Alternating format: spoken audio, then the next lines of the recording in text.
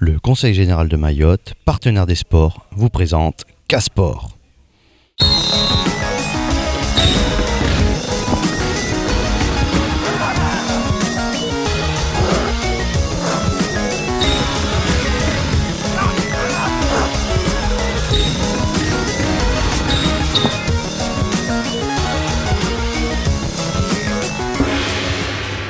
Bonsoir à toutes et à tous, bienvenue dans ce plateau de K-Sport. C'est parti pour une nouvelle édition, 50 minutes durant lesquelles nous allons parler football, basketball et du sport en général à Mayotte. Alors nous allons d'abord faire un tour de table et je vais présenter mes invités, à commencer par Monsieur Darkawi. Bonsoir, je vous laisse vous présenter auprès de ceux qui nous regardent. Bonsoir, Darkawi Tolia, directeur de la jeunesse et des sports au département de Mayotte. Et à votre gauche, Monsieur Ruby, bonsoir. Bonsoir, je suis Bernard Ruby, donc directeur de la jeunesse, des sports et de la cohésion sociale pour Mayotte. Et Monsieur Tostao, bonsoir, comment allez-vous ? Oui, bonsoir, ça va. Tostao, qui fait un peu... Aujourd'hui, peut-être, je représente le FCM, c'est ça ? Ouais, c'est vrai que vous avez plusieurs casquettes, effectivement. Oui, aujourd'hui, oui. ce sera celle du Football Club de Mtsapéré qui fête d'ailleurs ses 38 ans. Exactement. Et à ma gauche, Guillaume. Bonsoir Guillaume. Bonsoir Khaled, bonsoir à toutes, bonsoir à tous. Et puis quand même, Tostao, c'est pas une casquette qu'il a aujourd'hui. Ah, aujourd'hui, ouais, c'est vrai, c'est pas une casquette. Vous sortez d'un mariage ? Non. Alors, nous allons d'abord commencer par le sommaire de cette édition.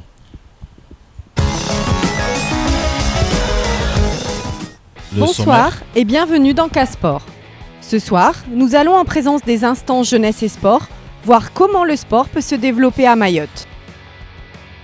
En deuxième partie, nous irons du côté du foot avec la Super Coupe qui s'est déroulée samedi à Bandrabois. En basket, le championnat a vu s'affronter en match retour Vautour et TCO. Et enfin, du côté du rugby, nous reviendrons sur les sélections U14 et U18 qui partiront à La Réunion et à Madagascar en mars prochain.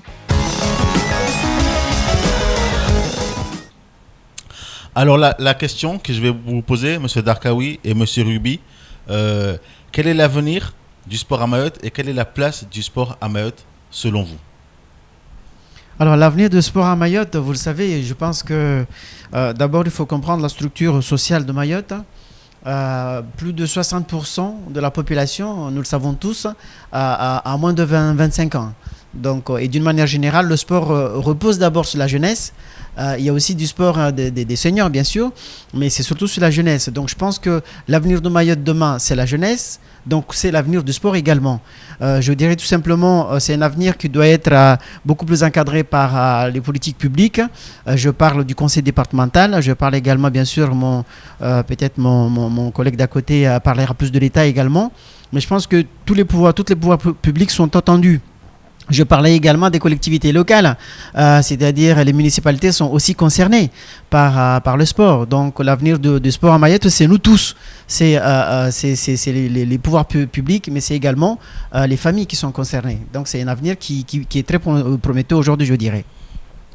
Alors Monsieur Ruby, qu'avez-vous à rajouter par rapport à cela ? Pas grand-chose, parce que je crois que Monsieur Darkawi a dit l'essentiel. C'est vrai que le sport à Mayotte, c'est d'abord sa jeunesse et c'est également la mobilisation de l'ensemble des pouvoirs publics pour cette jeunesse sportive. Donc je crois que l'essentiel est que nous puissions nous mettre d'accord sur une feuille de route à conduire ensemble, que ce soit l'État, les collectivités, au premier rang desquelles le conseil départemental, mais bien évidemment le mouvement sportif. En ce sens, il y a des initiatives qui sont prises, on aura certainement l'occasion d'en reparler au courant de la soirée, mais je crois que l'essentiel a été dit, c'est véritablement la jeunesse qu'il faut viser dans tous ces segments, la pratique sportive, l'accès au sport de haut niveau, la formation, l'encadrement et bien évidemment les infrastructures. Alors nous allons parler de la pratique sportive. Beaucoup de clubs ou de responsables disent avoir mis les moyens sur la table, d'avoir poussé leurs moyens au maximum et d'arriver à un certain plafond. Ils ne peuvent plus avancer et beaucoup se plaignent, disent que justement les services concernés ne réagissent pas, qu'il n'y a pas forcément de suivi derrière et qu'il y a un blocage pour eux au niveau du développement, que c'est ce qui les empêche en fait d'avancer. Et je vous propose pour cela de visionner l'intervention de Badirou, qui est le porte-parole de la Ligue de handball mahoraise, qui était là la semaine dernière. Donc je demande à la régie de nous envoyer les images de l'intervention de monsieur Badirou. Je voudrais cibler principalement le handball en disant que oui, ça y est, je crois que la partie handball de masse, on l'a vécu. La partie promotionnelle, on l'a fait. Je trouve maintenant normal que politiquement, l'orientation soit destinée vers la partie développement. Quand on a parlé des équipements, ben ça se comprend. Quand on veut cibler des objectifs à court, à moyen terme, les Jeux des îles de 2019, nos élus, nos décideurs veulent encore changer la couleur, veulent de l'or, ils veulent encore plus de médailles. Je prends la discipline handball, on veut aller aux finalités nationales 3, on veut aller aux intercoms, on veut des bons résultats. Quand on veut jouer avec les jeunes au niveau de la zone océan Indien, on ne veut pas être deuxième, on ne veut pas être troisième, on veut être absolument en première place. Bien tout ça, ça rime justement à l'installation des équipements, à adapter. Alors votre réaction par rapport à ce que vient de dire le porte-parole de la Ligue de handball, parce qu'il dit que donc il y a beaucoup d'attentes, on veut plus de performances, mais que les moyens ne sont pas forcément là. Alors quel est vous en tant que représentant du Conseil général, quelle réponse pourriez-vous apporter à ce monsieur et à l'ensemble des associations sportives et des ligues mahoraises? Bien sûr, je pense que Badirou il a raison. Parce que ces 30 dernières années, nous avons vu comment a évolué le sport. Il est sans contestation que le football est d'abord en première position. Déjà vu le nombre de licenciés, on a plus de 11 000 licenciés au niveau du football. Le handball vient juste après, et à côté le basket. Donc moi je pense qu'il y a un effort énorme qui a été fait pendant ces 30 dernières années. On remarque que les plateaux polyvalents, une soixantaine aujourd'hui dans Mayotte, peut-être qu'on en a besoin encore plus, bien sûr, on n'en aura jamais assez en termes d'équipement sportif, mais je pense qu'il y a un effort qui a été fait, il faut le saluer déjà, d'accord. Parallèlement, en termes de pratique du sport, au niveau de licence également, en termes de nombre, il y a également une grande évolution pendant ces 5 également dernières années. Alors maintenant, il est normal qu'on vise le plus haut possible, c'est-à-dire l'or. On ne peut pas tout le temps être deuxième et troisième.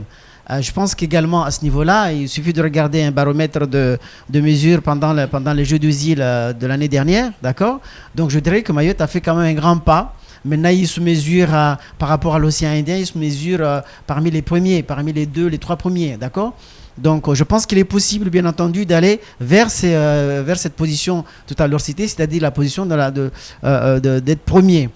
Il faut quand même souligner quelque chose, c'est qu'effectivement beaucoup de sportifs en handball, en foot et ailleurs se posent des questions à partir de la disparition d'Ismiam, qui était, je dirais, un élément fort, un élément moteur en ce qui concerne les équipements sportifs. Mais je pense qu'aujourd'hui, avec à ce qu'a dit M. Ruby tout à l'heure, avec le travail à partager entre les différentes collectivités et l'État, je pense que nous avons tout l'espoir aujourd'hui de relancer encore une fois les chantiers des équipements sportifs. Donc il faut pas désespérer. Je reste encore très confiant en ce qui concerne les plateaux sportifs, donc sous-entendu les terrains de hand et par ricochet le développement du hand d'une manière générale. Je reste assez confiant. Alors, monsieur Ruby, quel est le rôle de la préfecture dans tout ça? D'une part, c'est le représentant de l'État et le représentant du gouvernement. Et c'est vrai qu'en tant que directeur de la jeunesse, des sports et de la cohésion sociale de Mayotte, je suis placé directement sous l'autorité du préfet. Le préfet étant d'ailleurs le délégué territorial désigné pour le CNDS, le Centre national du développement du sport, qui est la principale source de financement des associations sportives. À titre d'exemple, en 2015, la subvention qui a été allouée pour le fonctionnement du sport à Mayotte était de l'ordre de 997 000, je crois, de mémoire. Et cette année, pour 2016, nous attendons 1 080 000. Nous avons donc passé la barre du million. Mais comme je le disais tout à l'heure, l'État tout seul n'est rien. Je veux dire que s'il n'y a pas un engouement, s'il n'y a pas une véritable coordination et un véritable syncrétisme de l'ensemble des acteurs pour le sport, Parce que on l'engouement, n'y arrivera il est pas là. tout seul. L'engouement. L'engouement, il est bien là. L'engouement, il est là, mais ce que je veux dire, c'est qu'il faut que ce soit un engouement partagé, engagé et partagé par tous, les collectivités, l'État et le mouvement sportif. On a parlé, et M. Darkaoui l'a rappelé, le football est la première discipline sportive sur le département, avec 11 000 licenciés. Il y a un net décrochage ensuite avec le handball et le basket. Encore derrière, le volleyball, qui a perdu énormément de licenciés ces dernières années, mais qui tente de remonter la barre. Ce que je voulais dire, c'est que ce fameux million que j'évoquais tout à l'heure au titre du CNDS, il est principalement basé sur le nombre de sportifs licenciés. Donc plus on aura de licenciés et plus l'enveloppe qui nous sera délivrée par le CNDS pour le département de Mayotte permettra de répondre à un certain nombre d'attentes. Alors en termes de développement, je crois bien évident que les moyens sont quelque chose de fondamental. Je crois qu'un gros effort a été fait sur Mayotte parce qu'il y a eu, vous l'avez dit, le développement massif d'une pratique sportive. Des efforts très nets ont été consentis en matière d'encadrement pour pouvoir permettre un encadrement réel de la part des clubs sportifs pour les jeunes qui pratiquent. Il faut imaginer aussi comment faire pour obtenir de meilleurs résultats. Il n'y a pas tellement de secrets. Ce sera de pouvoir bénéficier d'un accès vers le sport de haut niveau. Très bien. Alors, vous parliez d'encadrement. Justement, nous allons regarder un sujet, l'intervention de Guillaume la semaine dernière, qui parlait justement de l'encadrement et des infrastructures sportives à Mayotte. Je pense que le problème, c'est pas de recruter des licenciés, parce que des licenciés, il y en a, des jeunes qui veulent faire du sport, il y en a plein. Le problème, c'est l'encadrement et les infrastructures pour les accueillir. Je pense qu'on manque d'encadrement de qualité. Il y a des gens qui viennent sur les terrains pour accompagner ces jeunes, il n'y en a pas assez. Donc à nous de recruter des adultes pour les encadrer, à nous de les former. Je pense que c'est un gros travail qu'on a à faire et c'est une volonté, en tout cas pour nous de la Fédération française de football, de former de plus en plus d'éducateurs pour encadrer ces jeunes-là, et puis après leur proposer des infrastructures qui permettent, on en a déjà parlé plusieurs fois, qui leur permettent de s'épanouir avec des vestiaires, avec des terrains de qualité, des plateaux de qualité. Je prends l'exemple du basket, parce que je m'intéresse aussi, ainsi que M. Badirou, sans vous faire offense, il n'y a pas de panneaux pour les enfants. Alors, Tostao, je me tourne vers vous parce que vous êtes un des dirigeants donc, du FCM. Quel est votre regard par rapport justement à l'encadrement, aux infrastructures? Comment vivez-vous cela au quotidien? Il est vrai que ce qu'il disait Guillaume, il faut des encadrants. Mais en fait, nous qui sommes nous sommes un peu frustrés parce que, je donne l'exemple, quand on nous apprend, c'est-à-dire d'apprendre les jeunes le sport, l'hygiène et la sécurité, et qu'on se trouve souvent sur des terrains où il n'y a pas de vestiaire, il n'y a pas de points d'eau, effectivement, il est très difficile de faire passer le message. Même si ça vient petit à petit, effectivement, si on a de bonnes installations, ou on a les installations adéquates, c'est sûr que même au niveau d'éducateurs, il y aura encore plus d'engouement. Donc les gens viendront naturellement. Parce que, en tout cas, ça fait plaisir de travailler dans des situations correctes par rapport à ce qu'on a aujourd'hui. Alors, M. Darkaoui, quelle est la politique départementale justement par rapport à tout ce qui est encadrement et infrastructure? Alors, la politique du département, on l'a dit, la formation d'abord. La formation à tout niveau, hein, d'accord? Je dirais aujourd'hui, à tout niveau et à toute discipline également. Aujourd'hui, nous avons besoin également des infrastructures, mais également des encadrants, parce que vu la démographie mahoraise, je dirais c'est très fort. Il suffit de regarder un peu les chiffres à la maternité, d'accord? Et cela, quelques années après, on les retrouve bien sûr dans les terrains de foot, à l'école, mais en tout cas en âge de pratiquer du sport. Donc, sous-entendu, si on amenait un ratio éducateur et équipe encadrée, je pense qu'on est très loin, je pense, de la moyenne, si une moyenne existait, à comparer avec les autres départements ou à comparer avec ce qui se passe en métropole. Donc je dirais effectivement, parmi parmi les points forts, parmi les grands axes de la politique du conseil départemental, la formation en fait partie. Ça fait partie des points les plus forts. Deuxième point, on a parlé également un petit peu des équipements sportifs. Donc ces équipements sportifs, bien sûr le sport, une grande partie des disciplines sportives se pratiquent dans des équipements sportifs. Il y a des sports qui se pratiquent peut-être dans la nature, je dirais l'athlétisme des grandes longueurs, il peut se pratiquer dans la nature. Il y a de l'athlétisme qui peut se pratiquer dans les pistes également, mais une grande partie se pratique dans des structures bien ordonnées, les terrains de foot, les baskets, les gymnases, etc. Le conseil départemental a une grande volonté aujourd'hui de lancer, je dirais, un programme d'équipement sportif. Mais ce programme, tout à l'heure nous l'avons dit autrement, ne peut pas être lancé seulement avec le conseil départemental. Il doit absolument être partagé avec l'État, avec les communes, avec tout autre, bien sûr, pouvoir public pour pouvoir faire avancer les choses. Mais en premier lieu, la formation est primordiale pour nous. Si je puis rajouter quelque chose, je suis tout à fait d'accord avec Guillaume Brouste. C'est vrai qu'il y a déjà pas mal de cadres. Pour autant, l'effort doit être encore soutenu et poursuivi. Dans le cadre du CNDS, nous avons créé en 2015 11 emplois sportifs qui sont ensuite répartis selon les disciplines sportives. Et nous avons même créé un emploi sportif au sein du CROSS, du Comité régional olympique et sportif, pour que celui-ci mette en place des formations qualifiantes. Et c'est en cours aujourd'hui, puisque le recrutement de 25 à 30 jeunes est en cours aujourd'hui, pour leur permettre d'atteindre un brevet professionnel de la jeunesse et des sports en matière d'activité physique pour tous. Donc cet effort, il est consenti, et c'est une des orientations d'ailleurs du CNDS que j'ai évoqué tout à l'heure. Cette orientation, elle ne vient pas ex nihilo. Elle est partie d'un constat et d'une discussion que nous avons eue avec le mouvement sportif qui souhaitait véritablement renforcer ses capacités d'encadrement. Et donc, les postes que nous avons créés en 2015 par le biais du CNDS, et également avec le soutien d'ailleurs du conseil départemental, sera encore amplifié en 2016, et l'ensemble de cette part consacrée à l'emploi sportif pour le CNDS 2016 atteindra quasiment un tiers de la dotation. Et ce seront 22 emplois que nous pourrons soutenir en 2016 dans le mouvement sportif. Donc ça nous permettra de renforcer cet encadrement. Deuxième chose, vous avez bien sûr parlé des infrastructures. Bon, il est clair qu'un des premiers constats que j'ai pu faire en parlant avec les acteurs du sport sur Mayotte, c'était un caractère un peu dégradé de certaines installations et la nécessité de tirer vers le haut ces installations, d'en rénover certaines, de les diversifier, de mettre en place des vestiaires pour que cela puisse être davantage, que l'accès en soit davantage facilité, notamment pour les jeunes filles, puisque ça aussi, la pratique sportive féminine, c'est quelque chose qui nous tient à cœur et qui tient à cœur de tout le monde. Je crois que l'effort est consenti.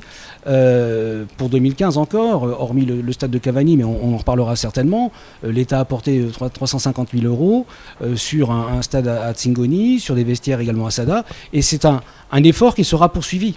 Il y a un effort particulièrement positif parce que la situation de Mayotte est connue à Paris, et donc de fait, les demandes que nous faisons sont particulièrement étudiées. Et pour vous donner un exemple, le stade de Cavani, dont le maître d'ouvrage et le propriétaire et le conseil départemental, est subventionné à hauteur de 40%. Pour les travaux qui vont être engagés, alors même que de façon traditionnelle, l'apport de l'État n'est que de 20%. Il y a donc un effort véritable qui est consenti par l'État, peut-être pas suffisamment au regard des besoins, mais je crois réellement que ces demandes, si elles sont coordonnées et si elles font partie d'une programmation raisonnable et maîtrisée sur laquelle tout le monde tombe d'accord, conseil départemental, collectivité, mouvement sportif, pour bien cibler les priorités, j'ai bon espoir qu'on puisse engager une programmation qui soit suivie des faits pour le bien-être des sportifs mahorais. Très bien. Guillaume, vous avez un mot rajouté par rapport à tout ça ?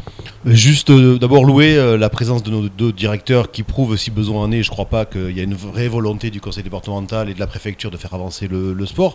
On a vu tout à l'heure le sommaire avec les images, notamment des terrains de grands jeux qui m'intéressent davantage. On voit le terrain de Brandrabois.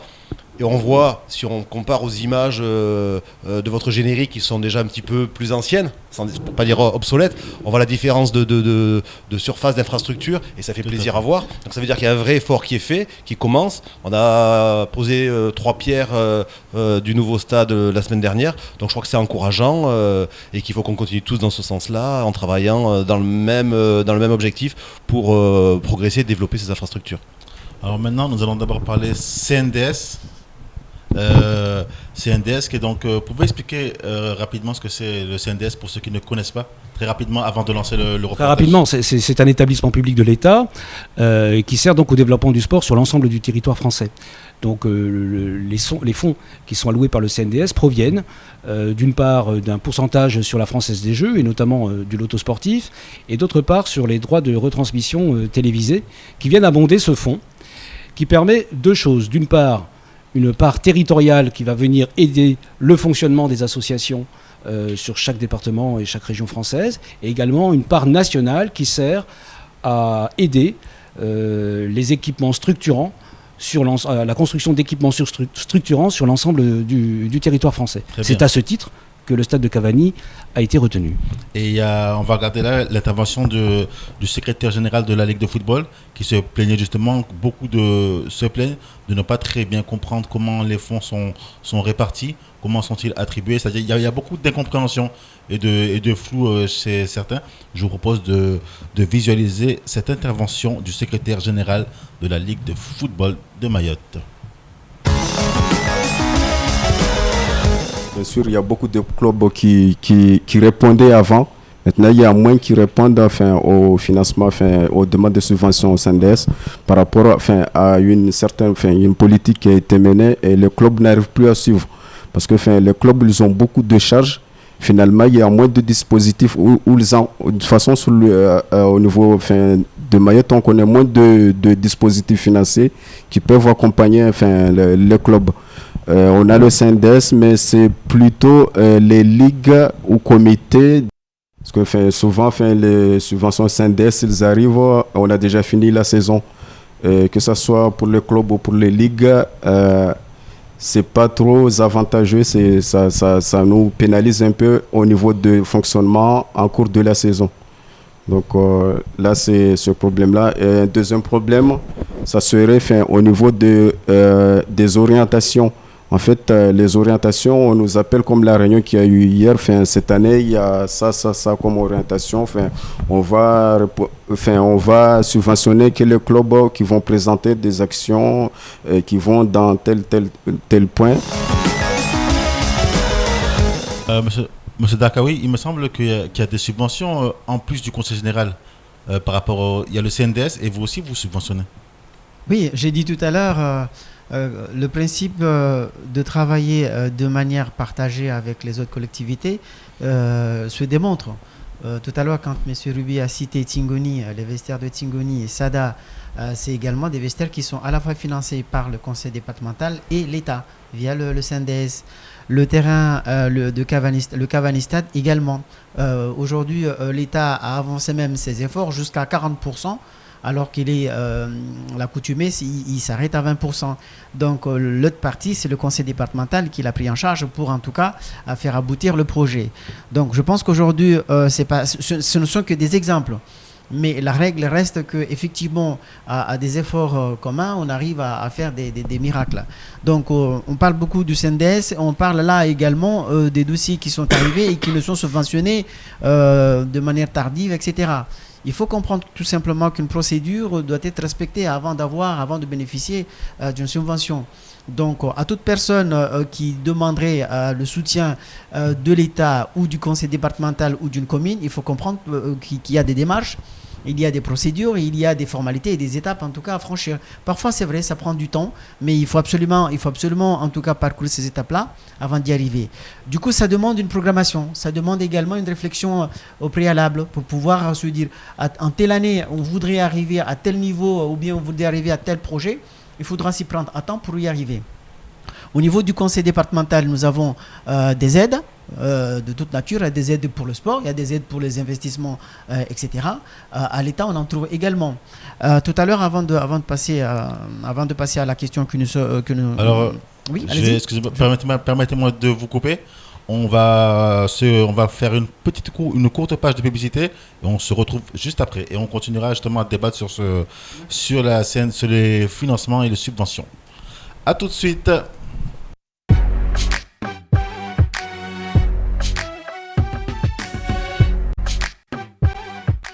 Besoin de sécuriser votre véhicule? Peur de vous le faire voler? Stop!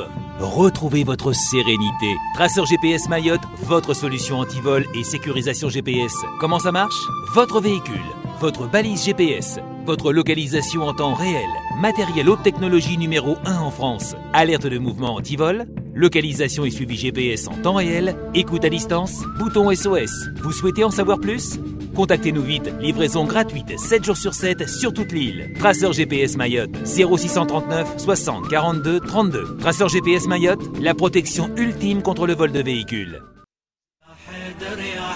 Nouvel arrivage dans votre magasin Meubles 110. Meubles 110 vous propose sa nouvelle gamme de décoration intérieure pleine de couleurs. Meubles 110, c'est aussi un large choix de mobilier, table basse, armoire, chambre enfant, salon et salle à manger. Tout pour votre maison. Meubles 110, toujours le paiement en 4 fois sans frais et la livraison gratuite. Meubles 110, immeuble Archipel à Kaweni, 06 39 39 26 59. Agora Market, plus qu'un magasin de proximité, c'est un espace convivial, on trouve de tout. De l'alimentation générale avec un espace primeur, un rayon de produits exotiques, une cave à boissons avec des produits qu'on trouve nulle part ailleurs. C'est aussi une terrasse snacking, un kiosque à tabac, un stand de produits technologiques. C'est enfin un espace de produits de beauté et avec des bijoux, des mèches et des tissages. Agora Market, c'est un concept nouveau porté par cet esprit convivial. Rejoignez-nous au sein de la famille Agora. Agora Market. Ok.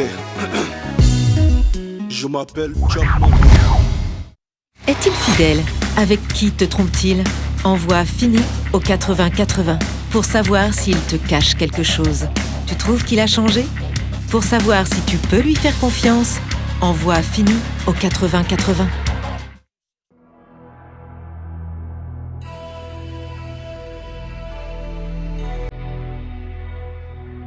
Je me sens belle, je me sens femme. Mon secret, Zen et Cocoon.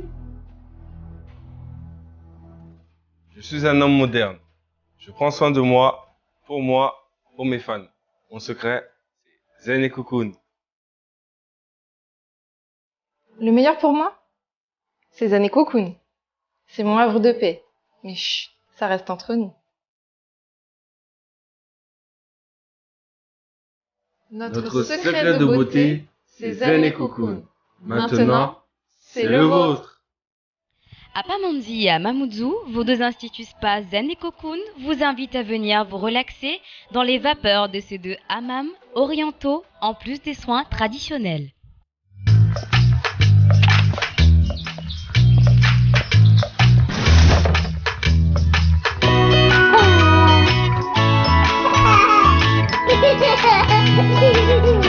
Frisou, la glace des petits et grands gourmands.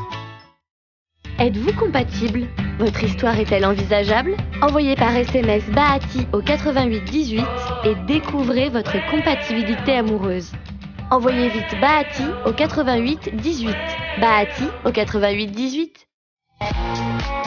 Nouveau, ouverture du magasin Bureau Vallée au cœur de la zone industrielle de Kaweni. Bureau Vallée, c'est un concept novateur de libre-service adapté de la grande distribution en papeterie, bureautique, informatique, mobilier de bureau, proposant un large choix de produits de marque à prix discount tout au long de l'année. Des opérations spéciales seront programmées et annoncées régulièrement dans la petite tortue BV. Ne ratez pas les prochains flyers. Le magasin est ouvert toute la journée, sans interruption du lundi au vendredi de 8h à 17h et le samedi matin de 8h30 à 12h30.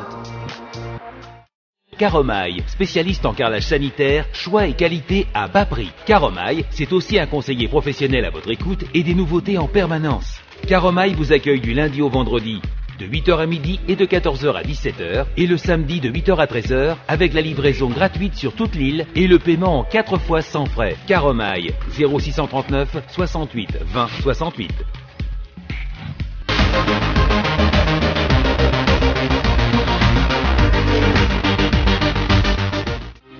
Toute l'info qui concerne Mayotte est sur l'infoquasi.fr. Véritable fil d'information mahoraise, l'infoquasi.fr est totalement gratuit. Pas de long discours, une photo, une vidéo et 2 phrases d'explication. C'est suffisant pour comprendre une information. L'info en temps réel est totalement gratuite, c'est uniquement sur l'infoquasi.fr. L'infoquasi.fr pour tous ceux qui veulent tout savoir et tout de suite. L'infoquasi.fr, il fallait le faire.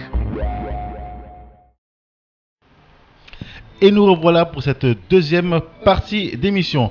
Nous allons donc continuer avec le CNDS. Monsieur Réoui, il me semble que Oui. vous avez quelques précisions à apporter. Oui, je voulais dire que le secrétaire général de la Ligue de football a raison. L'année dernière, notamment, les subventions sont arrivées beaucoup trop tardivement. C'est pour ça que cette année, nous avons tenu à ce que cette réunion d'information se tienne le plus tôt possible, dès qu'on a eu les orientations nationales. Et donc, on a réuni l'ensemble du mouvement sportif avec le CROSS le 6 février, avec un retour des dossiers le 8 avril, ce qui veut dire que la commission territoriale va pouvoir se tenir après instruction, j'imagine, fin avril, début mai, pour un versement des subventions qui interviendrait avant l'été. Ce qui permettra quand même d'avoir de l'argent pour l'autre partie de la saison, puisque cette année, c'est vrai, je l'avoue, et c'est une erreur, et je crois que ça, je peux véritablement le reconnaître, les subventions sont arrivées trop tardivement pour être véritablement utiles. Par contre, là où je trouve que le secrétaire général de la Ligue est un petit peu abrupt, c'est sur ses orientations. Il faut répondre, comme il le dit, à cette orientation. Je vais vous lire les orientations sans rentrer dans le détail du CNDS. Réduire les inégalités d'accès et favoriser la pratique pour tous. Contribuer à la politique de santé publique. Pour une pratique sportive, la lutte antidopage, on aura peut-être l'occasion d'y revenir. Soutenir la professionnalisation du mouvement sportif en favorisant l'emploi et la formation. On en a parlé et je crois que j'ai été assez clair là-dessus. Soutenir l'organisation d'événements sportifs et accompagner, dans le cadre des 3 priorités précédentes, les actions locales organisées en marge de ces grands événements. Alors justement, par rapport à ce point, eux, ils disent que l'essentiel de leur travail, à eux, c'est que pour eux, les organisations sportives sont des organisations annexes à la vie du club, que pour eux, la base, la masse, se situe donc dans les matchs, le championnat, les matchs de coupe. Et c'est exactement sur ces points-là qu'ils souhaiteraient être plus accompagnés, qu'ils souhaiteraient sentir votre appui. Parce que pour eux, il y a des problèmes de déplacement pour aller dans des matchs, il y a des problèmes par rapport donc autour de ces points-là. Et ils disent qu'il faudrait peut-être, selon eux, il faudrait peut-être revoir justement les orientations à ce niveau-là. Mais ça fait également partie, lorsqu'on dit favoriser la pratique pour tous, c'est bien évidemment qu'il faut aussi aller chercher de nouveaux licenciés. Ces nouveaux licenciés, ça permet il faut communiquer pour les avoir, il faut peut-être faire des démarches en dehors du temps d'entraînement pour ramener ces jeunes vers le club et les faire entrer dans la compétition. Ce type de projet peut être totalement financé. Quand on parle de la formation, c'est totalement financé. Je veux dire que ça fait partie du quotidien des clubs. Et je pense que la façon de présenter ces difficultés par le mouvement sportif n'est pas tout à fait juste au regard de l'effort qui est consenti. Et je puis dire clairement que quasiment la totalité des actions qui sont menées par le mouvement sportif, y compris dans son activité quotidienne d'entraînement et autres, dès lors qu'il rentre dans ces orientations, et je vous les ai lues, elles sont quand même particulièrement larges, a la possibilité de bénéficier d'un financement. Alors Tostao, justement, vous êtes au FCM. Alors quel est votre rapport justement par rapport au CNDS ? Comment ça se passe au niveau du FCM ? Vous êtes satisfait ? Disons, au niveau FCM, il faut reconnaître quand même que c'est quand même un des grands clubs de Lille. Ils ont l'habitude de ce genre de choses. Mais il faut aussi reconnaître, monsieur le directeur, c'est qu'on a pas mal de clubs où il y a beaucoup de rotation de dirigeants et que des gens qui ne sont pas formés, mais c'est la volonté du village. Donc, effectivement, ils ont du mal à suivre les procédures nationales. Donc, effectivement, cette année, ce qui s'est passé, il est vrai que l'information est passée très tôt. Donc là, les gens ont le temps de se renseigner, d'essayer de comprendre. Parce qu'il est vrai que les petits clubs, et puis en général, aujourd'hui, les bénévoles, il n'y en a pas beaucoup. Donc, dans un club du village, il y a 2 ou 3 dirigeants qui fonctionnent pendant une année, et puis après, la deuxième année, ils n'en peuvent plus. C'est vrai qu'on est dans une situation, en tout cas, dans une mutation forte, avec des problèmes de tous les jours. Donc, effectivement, c'est un gros souci. Vous avez raison de souligner cela. C'est vrai qu'il y a une rotation importante, mais néanmoins, justement, et c'est l'objet aussi de ce CNDS, on peut aider. Je vais dire 2 choses. D'une part, si un club a des difficultés, il peut très bien venir vers la direction Jeunesse et Sport et Cohésion Sociale pour avoir des renseignements et pour qu'on lui simplifie la vie. Deuxième point, il y a des comités, il y a des ligues qui sont structurées. Et puis je pense notamment à la Ligue de foot qui est particulièrement bien structurée, qui peut apporter un accompagnement. Et j'imagine que Guillaume Broust ira dans mon sens. Et troisième point, vous avez parlé de cette rotation des bénévoles qui dirigent les associations.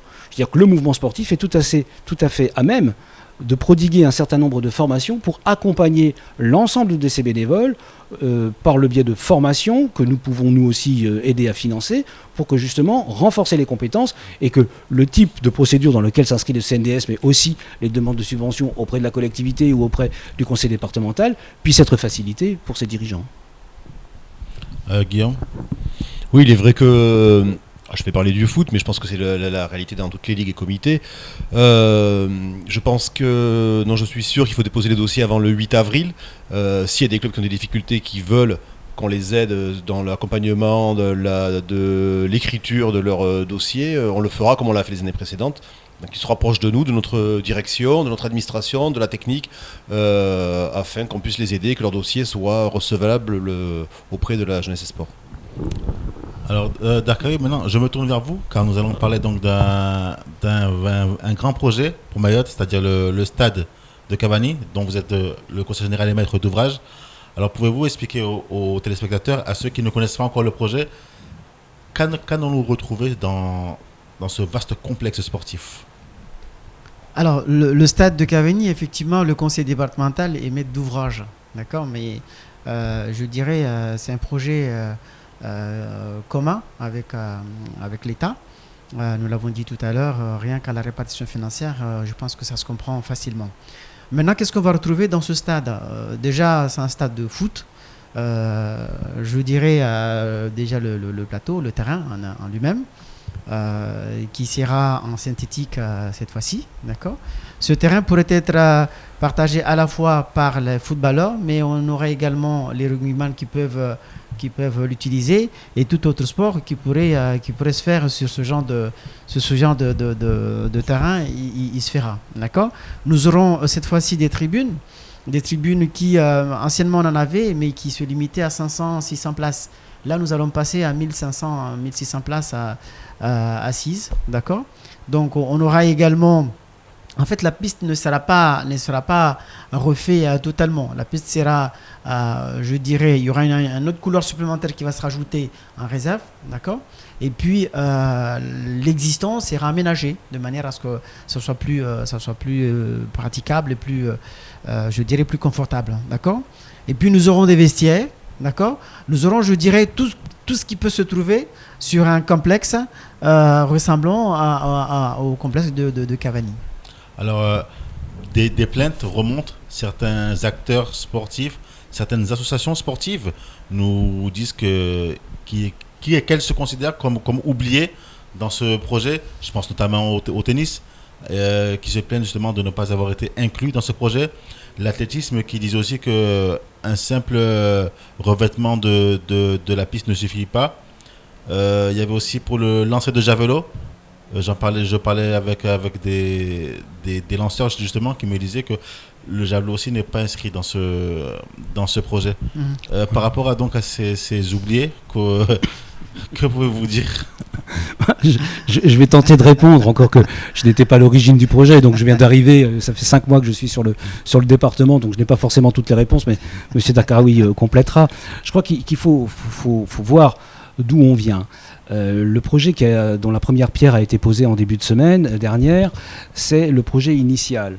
Et lorsqu'il a été pensé au début des années 2010, c'était justement se dire on va s'ancrer sur la pratique du football et du rugby et on mettra les installations d'athlétisme ailleurs.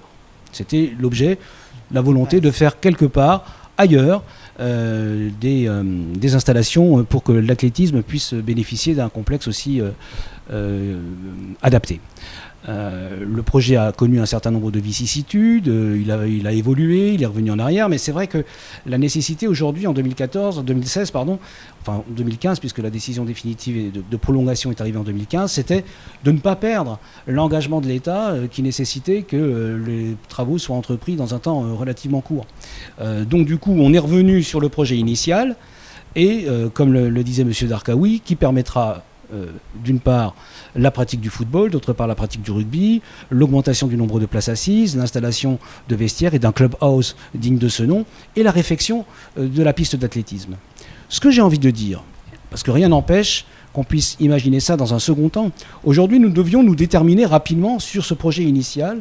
Rien n'empêche, dans les années qui viennent, et assez rapidement, à mon sens, de prévoir une deuxième tranche qui intégrerait le changement de la piste d'athlétisme et la mise en place d'aires de saut, d'aires de lancer pour le javelot, pour le marteau, et ainsi de suite. D'autant plus qu'il me semble que l'emprise foncière de Cavani le permet. Donc on peut très bien imaginer quelque chose en deux temps. D'une part, construisons des tribunes, faisons du football, faisons du rugby, et imaginons comment l'athlétisme peut s'intégrer dans un deuxième temps à cet aspect des choses. J'aimerais juste dire encore un mot par rapport au sport oublié. Pour ce qui concerne le tennis, il n'était pas dans l'emprise, mais je voulais dire quelque chose à propos du judo, parce que là aussi, j'en discutais en aparté tout à l'heure avec M. Tostao, c'est vrai qu'on ne dispose pas aujourd'hui sur Mayotte d'un dojo susceptible d'accueillir des manifestations, des événements, des compétitions régionales. Et je pense que c'est quelque chose, au regard de l'effort qui est fait aussi sur Mayotte par les dirigeants du judo, du karaté, des disciplines associées, y compris du sport, de la boxe, on pourrait imaginer quelque chose. Et je pense que et là je me tourne donc vers le conseil départemental, dans le cadre de ce que j'appelais tout à l'heure une programmation raisonnable et maîtrisée, c'est quelque chose qu'il nous faut envisager. Si les assises départementales du sport que vous souhaitiez mettre en œuvre voient le jour cette année, comme je l'espère et comme nous l'avons commencé à l'organiser, ce sera quelque chose sur lequel il faudra réfléchir pour qu'on puisse voir rapidement l'édification d'un dojo susceptible d'accueillir quelque chose de bien. Alors, M. Darkaoui, donc on peut imaginer, rassurer ceux qui nous regardent, on peut prévoir donc une deuxième tranche des travaux qui viendront plus tard, notamment pour nos javelistes qui sont les meilleurs de l'océan Indien en plus. Ah oui, tout à fait. Je pense que chaque discipline, chaque responsable d'une discipline, défend son point de vue, son beefsteak. Mais moi, je dirais tout simplement, il n'y a pas de sport oublié à Mayotte. Et effectivement, en ce qui concerne Cavani Stade, il y a le terrain de tennis qui est juste à côté. Il y a une cour de tennis qui se trouve là. Donc, au vu des chantiers, nous étions obligés, par sécurité, de demander aux pratiquants de tennis de ne plus aller s'entraîner ni jouer sur ce terrain-là. Mais avec la commune de Mamoudzou, nous avons discuté et nous sommes en train de trouver une solution, provisoire pour que le tennis puisse aller se jouer à ce niveau-là, d'accord, pendant les 20 mois de travaux. Et après, je pense que nous reprendrons les deuxièmes phases et s'il le faut une troisième phase pour en tout cas penser aux autres sports, soi-disant, comme vous dites, oubliés, mais qui ne sont jamais oubliés, le tennis et le dojo et tout autre sport en tout cas qui pourrait avoir sa place à Cavani. À ce moment-là, on le fera en d'autres tranches, bien entendu.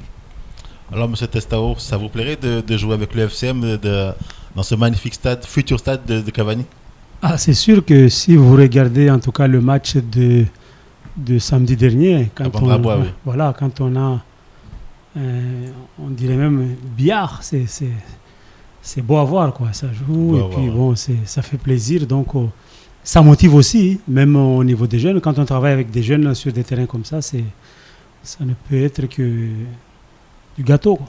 Alors justement, votre club, le football club de Mtsapéré, jouait la finale de la Super Coupe. C'était samedi, dans ce magnifique stade en synthétique de Bandrabois. Et je vous propose donc de visualiser ces images signées de Nzena Studio.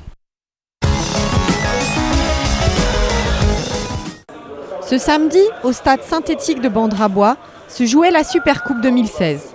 Une finale qui opposait le vainqueur de la Coupe de Mayotte au vainqueur du championnat Division d'honneur. Et pour la 3e fois consécutive, c'est l'équipe de Mtsapéré qui a disputé cette rencontre face à une équipe très jeune qui monte en promotion d'honneur, l'Olympique de Mirereni. Dès le coup d'envoi, les Rouges du FCM n'ont laissé aucune chance aux joueurs de Mirereni. Johnny et ses hommes ne vont pas mettre longtemps à ouvrir le score, grâce à un coup de pied arrêté. Les Bleus continuent les passes et les contre-attaques, mais le mur rouge semble infranchissable. Suite à un tir du numéro 3 du FCM, le gardien repousse, mais Faya bondit sur l'occasion pour inscrire le second but. 2-0 pour le FCM. Mirereni est alors déstabilisé, enchaîne les fautes et autres pertes de balles. Il encaisse un 3e but suite à un penalty transformé par Johnny. Mireleni a gagné la Coupe de Mayotte, c'est pour ça qu'il est venu jouer la Super Coupe. Donc honneur à eux, ils ont fait une histoire franchement assez intéressante. Par contre oui, effectivement, nous il faut qu'on joue le jeu. On est en préparation, on a un match officiel à jouer, il faut qu'on joue à 100%. Donc on l'a joué à 100%, on a respecté l'adversaire comme il le faut. Dès la reprise du match, Mtsapere ne va pas attendre pour mettre un 4e but par l'intermédiaire de Messi d'une superbe tête. Johnny va quant à lui inscrire un doublé, portant le score à 5-0 pour le FCM.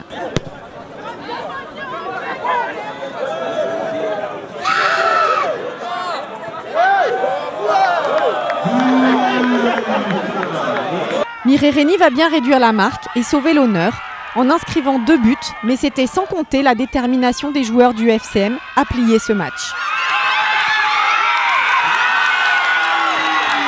Les Rouges vont en effet marquer 3 nouveaux buts, dont l'un juste avant le terme de la rencontre. 8-2, score final. Pour le capitaine de Mireleni, les joueurs n'étaient pas suffisamment préparés pour rivaliser avec l'ogre FCM. On a fait ce qu'on pouvait. Premièrement, nous, on n'a pas préparé le match. Les joueurs ne venaient pas au terrain. Du coup, on ne pouvait pas les forcer s'ils ne veulent pas. À chaque fois, on disait que devant, c'est un adversaire vraiment difficile à affronter. On s'est... Je peux te dire comment. On s'est cru qu'on pouvait rivaliser et pourtant on n'a pas fait des entraînements. La saison 2012, on avait battu FCM en 8e de finale de Coupe de Mayotte. Du coup, pour ça, on s'est cru supérieur et pourtant les résultats, on l'a vu au terrain qu'eux, ils étaient vraiment supérieurs à nous. Pour la 3e fois consécutive, les Rouges de Mtsapere sortent vainqueurs de la finale de la Super Coupe. En forme et supérieur dans bien des domaines, le FCM a impressionné. À l'approche du début de la saison, les adversaires sont prévenus.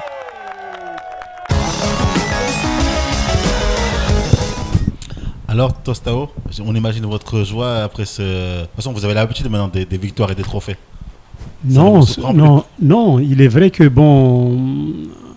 on voit beaucoup FCM quand ils jouent les grands matchs, mais le travail qui est derrière, surtout au niveau des jeunes, parce que quand on regarde l'ossature de cette équipe, c'est la plupart, ils ont fait l'école de football et ils sont partis après les études, ils sont revenus et c'est eux qui maintenant qui continuent. Donc c'est pourquoi cette année, en tout cas le Wazaman, les vieux comme nous qui avons déjà quelques années, on va justement faire l'anniversaire, en tout cas fêter l'anniversaire du Football Club de Mtsapere, parce qu'avant c'était la formation culturelle de Mtsapere où il y avait en fait toutes les disciplines confondues.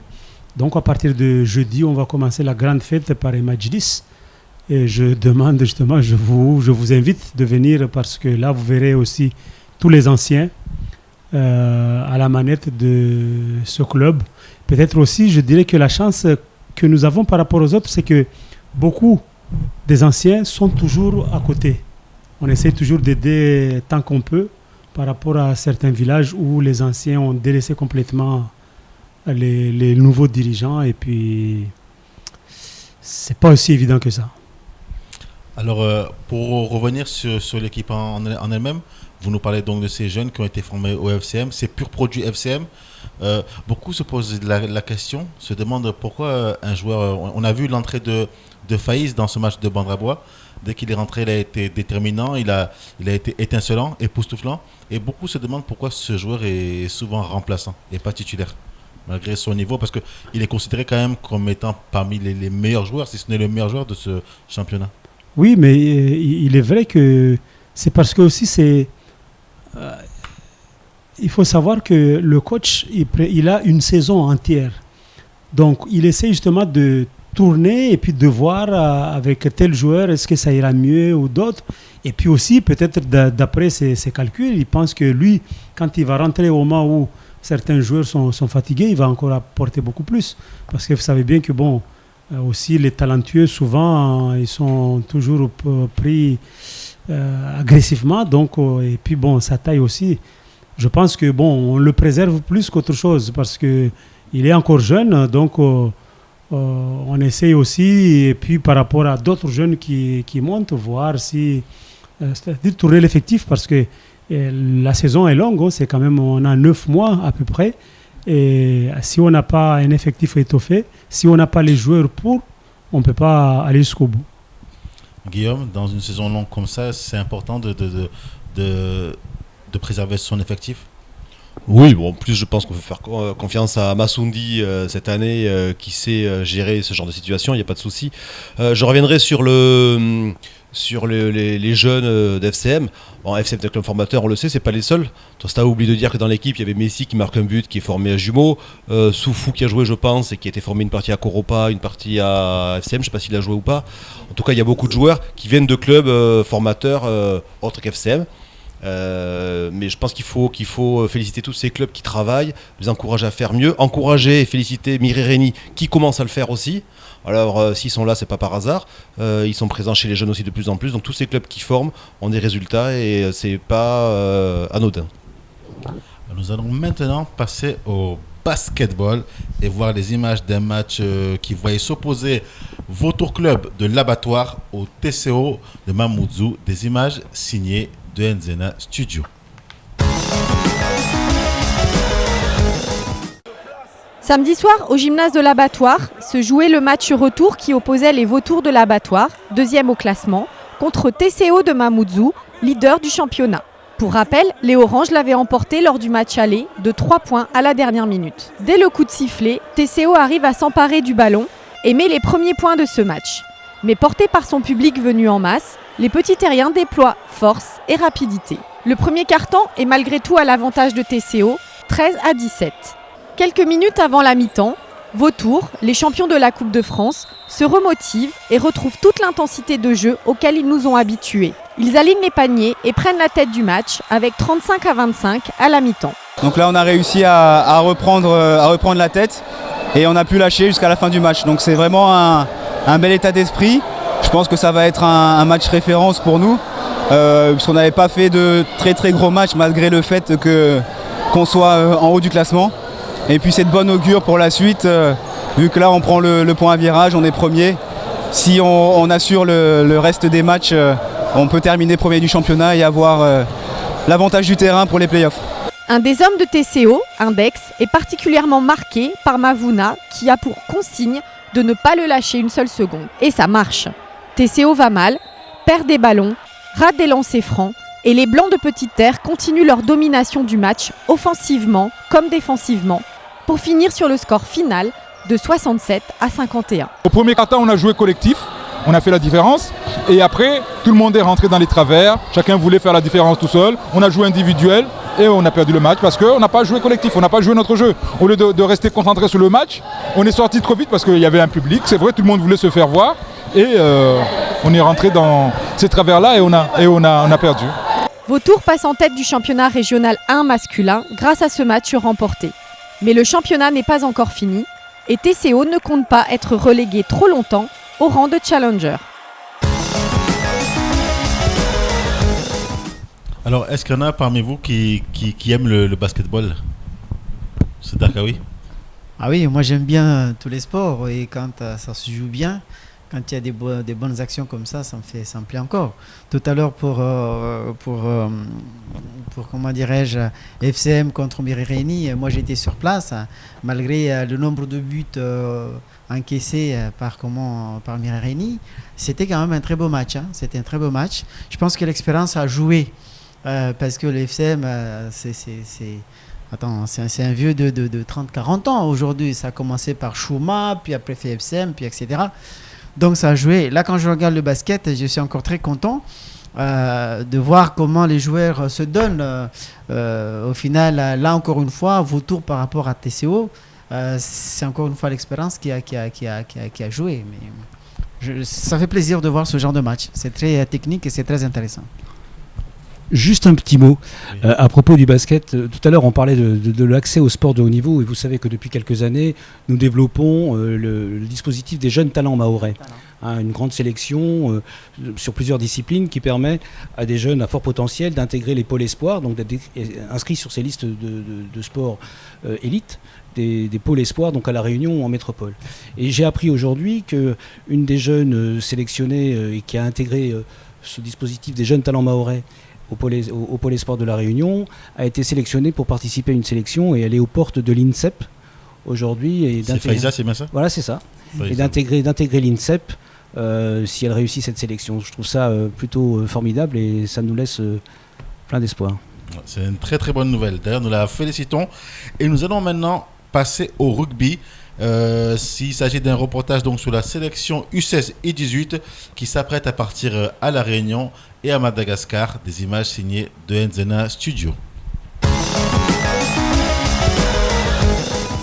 Hier après-midi, le soleil était présent au terrain synthétique de Bandrabois où se déroulait le rassemblement U14 et U18 de rugby pour une détection et sélection des joueurs qui iront respectivement représenter Mayotte en mars à La Réunion et à Madagascar. Plus d'une cinquantaine de moins de 14 ans et une trentaine de moins de 18 ans étaient encadrés par une dizaine d'éducateurs issus de tous les clubs de rugby de Mayotte. Sur les détections, on reste sur ces catégories-là pour l'instant, sur les moins de 14 et les moins de 18, parce qu'il y a vraiment les objectifs de tournoi pour eux et de sélection. Après, bien sûr, on va continuer les entraînements. Là, les moins de 18, dès ce soir, on va avoir une quinzaine de noms sur le papier. Et là, on va partir dans la mise en place de l'équipe. Et sur les moins de 14 ans, on est sur le premier G de 50. Le coup d'après, on sera plus qu'une trentaine de joueurs. Et puis, pour aller jusqu'à nos 12 joueurs titulaires pour la Réunion. Pour les U18, rien n'a été facile, car sur 30 joueurs, tous licenciés, chacun a dû devoir se montrer à la hauteur pour espérer faire partie des 15 noms qui seront connus dans quelques jours.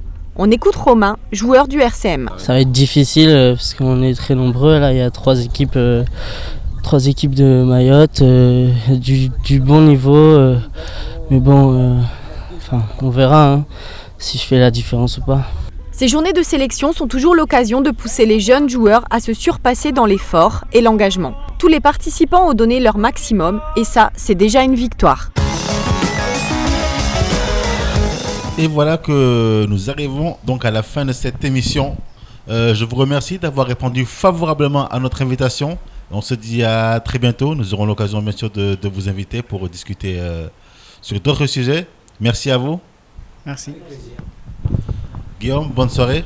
S'il y a un mot qu'on peut dire encore, c'est juste que on fait un clin d'œil un peu à tout le monde, c'est qu'on a vu un reportage avec un vrai terrain de foot, un vrai terrain de rugby, un vrai gymnase pour jouer au basket. Donc merci et continuons tous ensemble. Ça sera le mot de la fin. Sur ce, bye bye. On se dit à lundi prochain entre 20h et 21h sur KTV et sur Kwezi FM, le 106.9. Passez une bonne semaine.